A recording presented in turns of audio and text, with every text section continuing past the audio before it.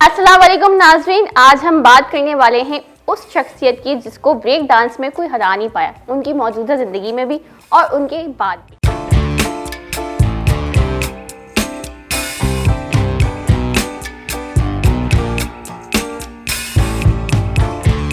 जी, आज हम बात कर रहे हैं माइकल जैक्सन की, जिन्होंने सिंगिंग में और डांसिंग में किसी को भी अपना कॉम्पिटिटर नहीं समझा, बल्कि खुद को अपना कॉम्पिटिटर समझा और खुद से मुकाबला किया और दुनिया में ये बताया कि उनका कॉम्पिटिटर कोई नहीं है।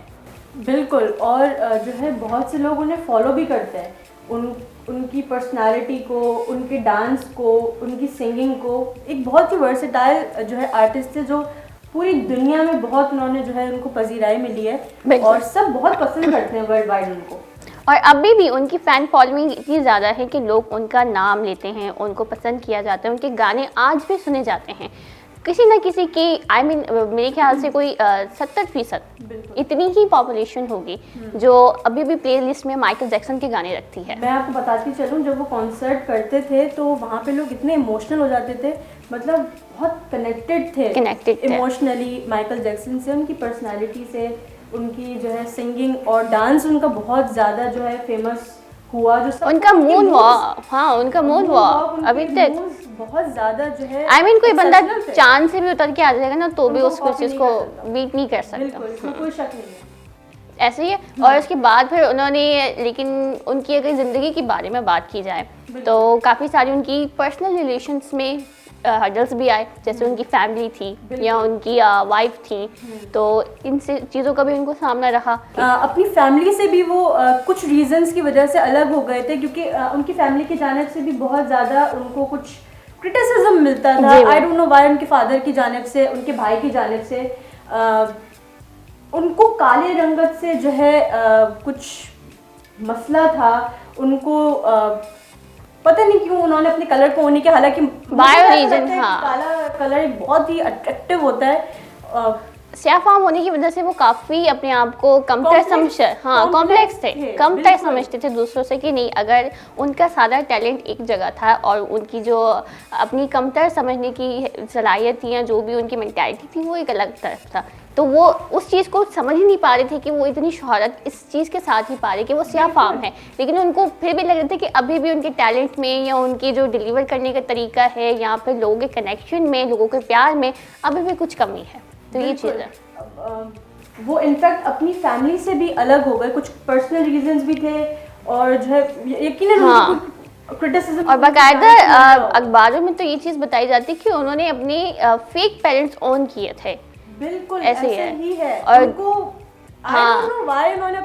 उन्होंने अपने पेरेंट्स और रिलेशनशिप्स को सिर्फ इस बिना पे छोड़ा क्योंकि वो स्याफाम थे, उनकी रंगत काली थी, बहुत पसंद थी। इनफैक्ट उन्होंने अपने लिए कोई 12 डॉक्टर्स की जो है एक टीम रखी हुई थी जो कि उनको ऑब्जर्व कर रही थी। उन्होंने एक लेबोरेटरी का अपने घर में इंतज़ाम किया हुआ था, जो कि उनके खाने का टेस्ट होता था बाकायदा रोजाना की बिना पर कि उनको कोई बीमारी तो नहीं है, उनको, और साथ ही साथ वो अपने हाथों में दस्ताने पहन के रखते थे क्योंकि उनको डायरेक्ट कांटेक्ट नहीं पसंद था।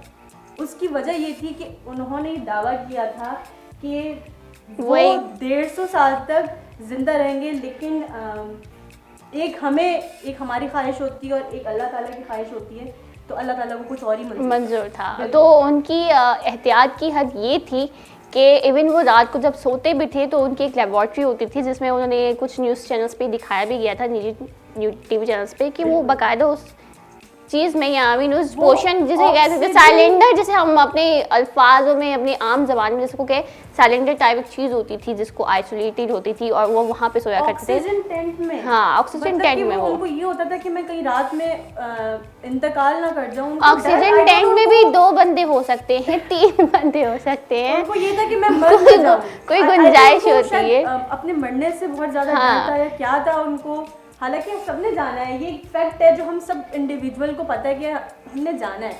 तो पता नहीं उनकी क्या उनकी मेंटालिटी थी। इनफैक्ट उनकी डेथ के बाद जो है पता लगा कि बेइंतहा तदाबीर, एहतियाती तदाबीर की वजह से ان کے انتقال ہو گیا, ان کو سانس لینے میں دشواری تھی, پتہ چلا کہ ان کی پسلیوں میں اتنے انجیکشنز ہیں, وہ روزانہ کی بنا پہ جو ہے بہت انجیکشنز لیا کرتے تھے. باڈی کیسے ریئیکٹ کرے. ویسے بھی ان کی سرجری کے بعد باڈی بالکل ڈیمیج ہو چکی تھی, کیونکہ وہ انہوں نے پوری کوئی ایک بار سرجری نہیں کروائی, انہوں نے مسلسل 1 سے 2 پھر 2 سے 3 اس طریقے سے ان کا طریقہ کار یہ چلتا رہا, جس کے بعد انہیں یہ فگر ملا. اور اس سیاہ فام کے چینج کرنے کے بعد, سرجری کے بعد, انہوں نے ایک اپنا البم ریلیز کیا تھا بیڈ کے نام سے, تو وہ بہت زیادہ فیمس ہے, اس چیز کو پہچانا جاتا ہے کہ اچھا اس چیز کے بعد ایک نیا لک کے بعد یہ البم ریلیز ہوا تھا, جس میں بہت سارے گانے ہیں جو اب بھی مداح پسند کیے جاتے ہیں, ابھی تک ہم کو یاد کیا جاتا ہے. اور اس میں کوئی شک نہیں ہے کہ وہ ایک پاپ سٹار کنگ تھے, ان کے ڈانس موو سب بہت زبردست تھے, لیکن مجھے سمجھ نہیں آتا کہ انہوں نے اس قسم کی سوچ, انفیکٹ انہوں نے جو ہے. اچھا, سب سے بہتر سوال یہ ہے کہ کیا ان کی سرجری کے بعد ان کو کچھ محسوس ہوا کہ جو وہ چاہتے تھے وہ ان کو ملا؟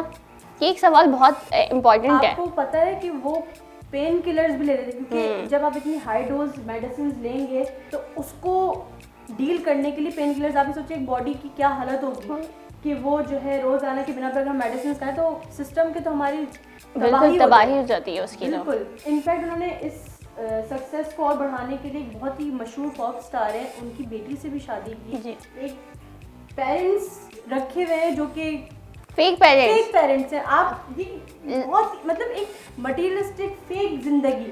ہاں, ان کو نیا کرنے کا شوق تھا, انہوں نے سب کچھ نیا کیا, سب کچھ نیا کیا. تو جی یہ تھی مائیکل جیکسن کی کہانی. اگلی دفعہ ہم آپ سے پھر ملیں گے کسی اور مائیکل جیکسن کی جیسی ہی کہانی کے ساتھ. اب زندگی رہی تو اگلے ہفتے دوبارہ ملاقات ہوگی ایک نئی ریئیکشن ویڈیو کے ساتھ. اور ہمیں سبسکرائب کرنا اور کمنٹ کرنا اور لائک کرنا مت بھولیجیے گا. اللہ حافظ.